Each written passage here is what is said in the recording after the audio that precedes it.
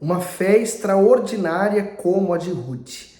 É a fé que Deus quer ver em você, quer ver em mim, para que Ele possa nos abençoar tanto quanto abençoa ela. Bom, lembrando que ela então seguiu Noemi e voltou para a terra de Noemi. Vamos pedir a direção de Deus? Ó Deus e Pai, que o Senhor nos abençoe nessa meditação e nos dá o entendimento da Tua palavra. Nós queremos Te agradar. Por isso que a primeira coisa, meu Deus, que nós queremos, como está no Salmo, agrada-te do Senhor e Ele satisfará o desejo do teu coração. Agradar o Senhor é usar fé. Agradar o Senhor é viver uma vida justa. E é isso que queremos. Por isso buscamos isso na Tua palavra. Entrega essa meditação nas Tuas mãos e peço que o Senhor abra o entendimento de todos. Em nome de Jesus. Amém. Ruth, capítulo 2, versículo 1. E tinha Noemi um parente de seu marido, homem valente, poderoso, da família de Elimeleque, e era o seu nome Boaz. O comentário daqui diz assim: Boaz era parente de Noemi e possuía uma boa reputação em Belém. Seu nome significa nele a força. E isso era realmente evidenciado em sua vida, pois era próspero e poderoso, com capacidade notável para conquistar terras. No entanto, sua força não estava em suas posses, e sim no seu caráter de homem temente e fiel a Deus. Isso o fazia justo, generoso, sábio e atento às necessidades alheias. Que interessante, né? Aí você começa a entender que Deus já preparou tudo. Já Deus tinha um plano. Se Ruth decidisse voltar para a casa dos seus pais e para os seus deuses, ela estaria virando as costas para os planos de Deus, que ela não sabia quais eram. Até então, ela estava sofrendo a morte do marido, a morte do sogro, estava sofrendo com Noemi naquela circunstância. Ela estava indo para um futuro incerto, mas ela confiou. E olha só o que Deus está preparando. No 2, e Ruth, a moabita, disse a Noemi: deixa-me ir ao campo e apanharei espigas atrás daquele em cujo olho eu achar graça. E ela disse: vai, minha filha. O comentário do 2 diz: deixa-me ir ao campo. Durante a colheita, parte dos cereais era deixado no campo para que órfãos, estrangeiros e viúvas apanhassem a fim de se sustentar. Essa determinação divina visava garantir a sobrevivência dos desfavorecidos, como está em Levíticos 19, do 9 ao 10, Deuteronômio 24, 19. Veja que o cuidado do Altíssimo com o ser humano está em cada detalhe, e ele não se esquece de ninguém. Se o Senhor alcança a todos indistintamente, não alcançará aqueles que se submetem aos seus ensinamentos? Seguindo por 3, e foi, pois, e chegou e apanhava espigas no campo após os segadores, e caiu-lhe em sorte uma parte do campo de Boaz, que era da família de Elimeleque. O comentário: não foi por acaso que Ruth foi colher espigas justamente no campo de Boaz. Quando ela se colocou na dependência de Deus, passou a ele o controle da sua vida. Assim o Altíssimo colocou em prática os seus planos para Ruth, que excediam a qualquer sonho que ela pudesse ter. O seu encontro com Boaz mostra a providência e o zelo divino em suprir todas as nossas necessidades. Quando nos entregamos inteiramente ao Todo-Poderoso, não há casualidade ou fato sem propósito em nossas vidas. E eu não acredito em coincidência, eu acredito em Jesuscidência. Foi Ele quem criou essa situação, né? Para que eles pudessem se encontrar ali naquele lugar. Seguindo para o 4. E eis que Boaz veio de Belém e disse aos segadores: o Senhor seja convosco. E disseram-lhe eles: o Senhor te abençoe. Depois disse Boaz a seu moço, que estava posto sobre os segadores: de quem é essa moça? O comentário: de quem é essa moça? Ruth despertou a atenção de Boaz. Porém, antes de se aproximar, quis saber mais sobre ela. Era raro encontrar uma mulher naquela época que não estivesse sob a autoridade do pai, do marido ou dos irmãos. Além disso, Boaz deduziu que Ruth pudesse ser casada e provavelmente com um dos segadores, por isso perguntou a quem ela pertencia. A forma como Deus fez com que os dois se encontrassem é muito interessante. Não houve inconveniência, precipitação e muito menos ansiedade, características tão comuns ao ser humano. Diante disso, não há como não perceber a maneira especial como o Altíssimo trabalha em favor de um servo seu. Ruth, ela não sabia de como ela poderia se comportar, né? Naquela cidade. Ela tinha as suas tradições, mas veja que ela foi abandonando suas tradições e adquirindo a cultura israelita, né? Ela poderia ter ficado em casa, mas ela foi trabalhar. Então isso tudo chama atenção, né? Ela era uma pessoa muito ativa. E então, como ela com certeza era bonita, não jovem, então ela despertou a atenção de Boaz. E ele ficou interessado, né? Mas aí você vê a ação do próprio Deus. Olha o 6. E respondeu o moço que estava posto sobre os segadores e disse: essa é a moça moabita que voltou com Noemi dos campos de Moabe. E disse-me ela: deixa-me colher espigas e ajuntá-las entre as gavelas após os segadores. Assim ela veio e desde pela manhã está aqui até agora, a não ser um pouco que esteve sentada em casa. O comentário diz assim: comportamento impecável. O responsável pelos segadores deu boas referências de Ruth. Embora ela tivesse o direito de recolher as espigas que ficavam para trás, ainda assim pediu permissão e só começou a colhê-las quando foi autorizada. Ela demonstrou ser dedicada no serviço, submetendo-se à liderança daquele lugar, do mesmo modo como se sujeitava à sua sogra. Apesar das adversidades, Ruth manteve sua conduta irrepreensível, pois desejava, acima de suas necessidades mais urgentes, agradar a Deus. Esse é o caráter do justo. Mesmo tendo oportunidade de errar, se mantém fiel. Aí aqui você vai compreendendo por que o livro levou o nome dela, né? Por que ela ficou em evidência nesse pequeno livro, no meio da Bíblia, né? Que forte, né? Que fé. Olha o 8. Então disse Boaz a Ruth: ouve, filha minha, não vás colher em outro campo, nem tampouco passes daqui, porém aqui ficarás com as minhas moças. Os teus olhos estão atentos no campo que cegarem, irás após elas. Não dei ordem aos moços que não te molestem.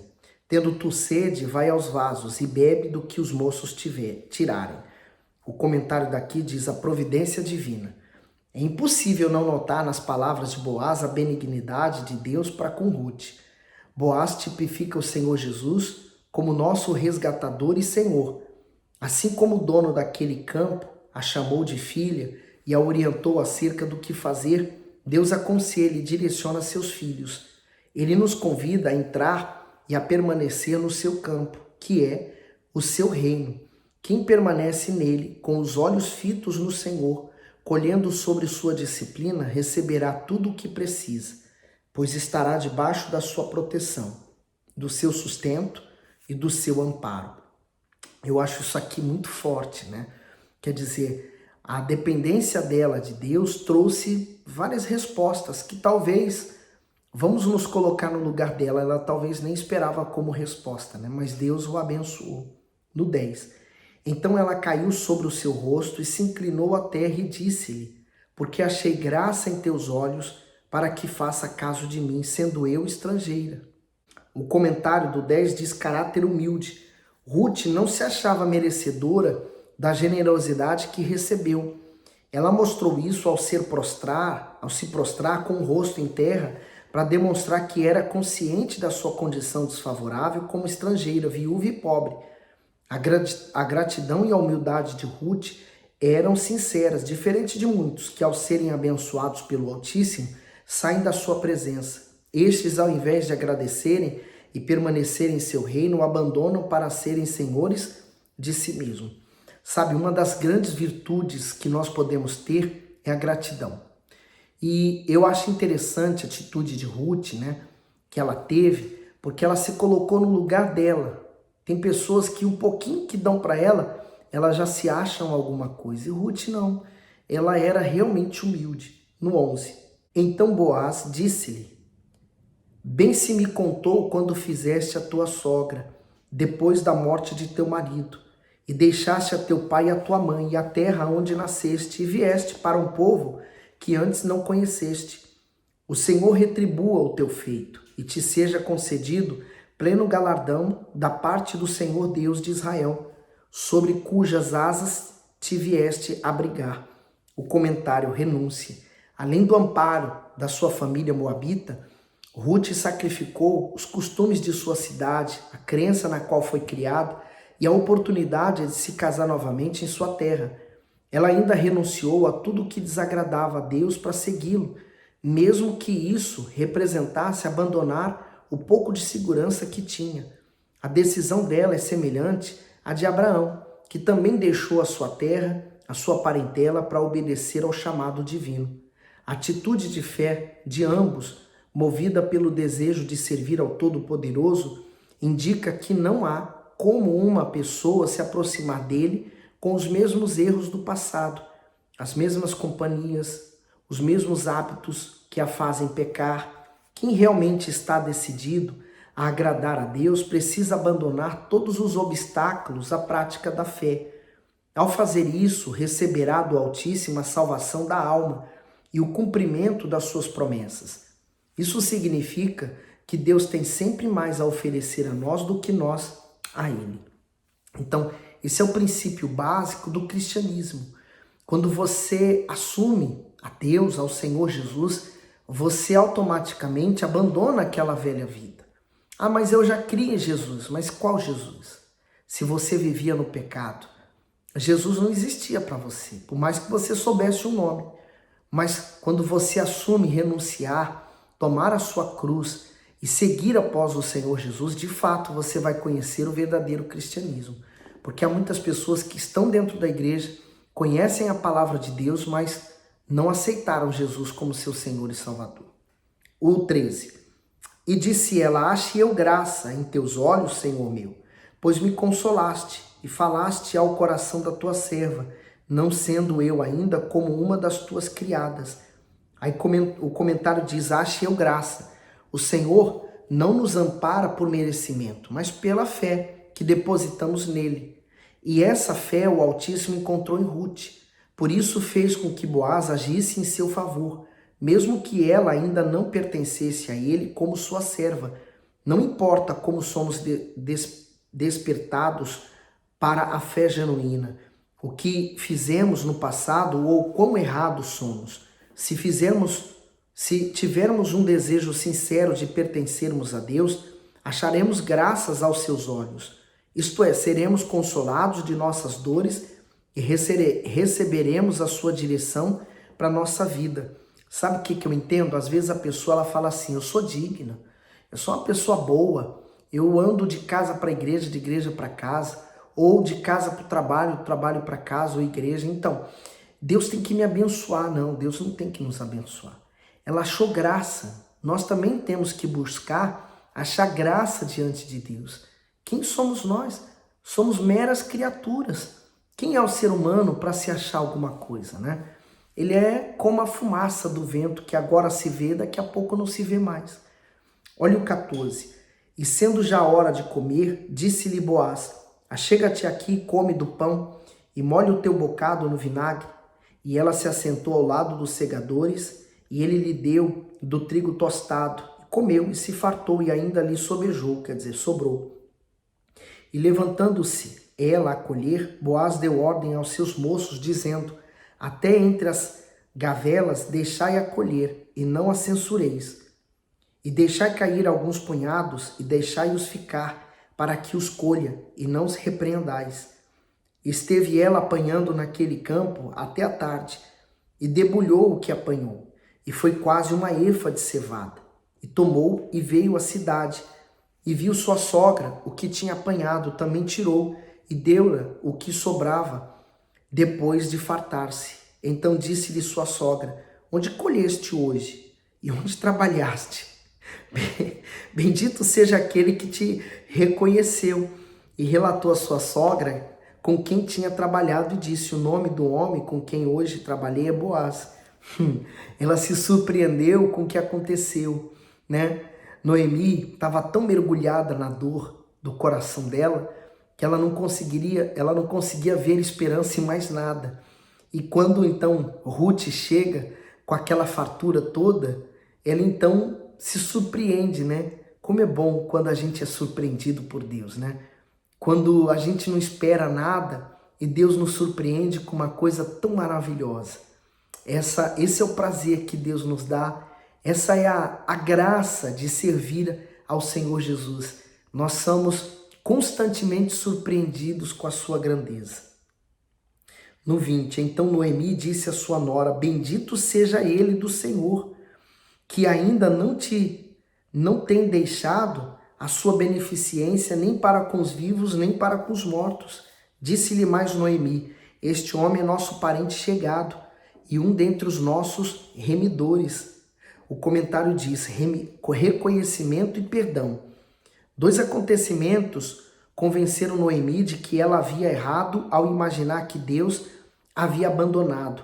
A grande quantidade de cereais que Ruth recolheu, o equivalente a 22 litros, e a coincidente encontro da nora com o parente mais próximo da família. A intervenção divina ficou evidente nesses fatos. Por isso, imediatamente, Noemi reconheceu seu erro. Ela deixou a amargura e a murmuração para se alegrar e agradecer ao Altíssimo. Só assim conseguiu elevar os seus olhos para além das suas dificuldades e passou a enxergar as circunstâncias com entendimento espiritual e fé. Por isso que enquanto você estiver mergulhado na circunstância, os seus olhos só vai ver o fundo do poço. Quando você olha para cima, quer dizer, quando você olha para a palavra de Deus, para a promessa, então você vê a saída desse poço. É o que Deus quer que você faça. Para de ficar olhando para aquilo que aconteceu no seu passado, para a dor que você carrega no seu peito, para a situação que você está vivendo na sua casa. Começa a olhar para a palavra de Deus, porque é ela quem vai transformar a sua vida.